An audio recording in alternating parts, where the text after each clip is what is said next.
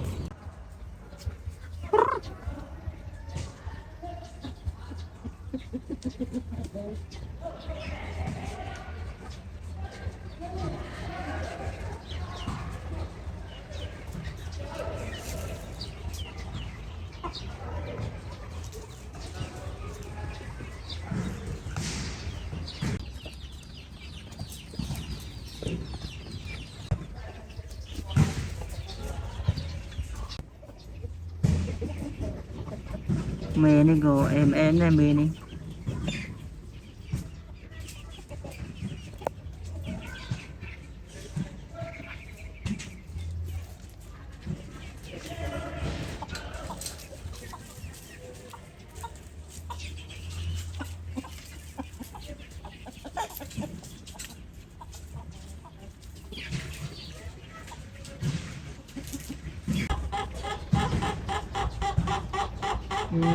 đầy trường em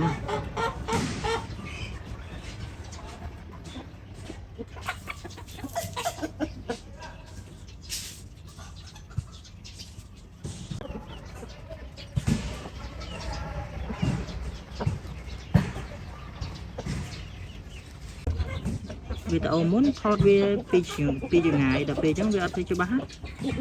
nhưng mà này mau thọt thì chân đi sam pi cái lỗ kia sam pi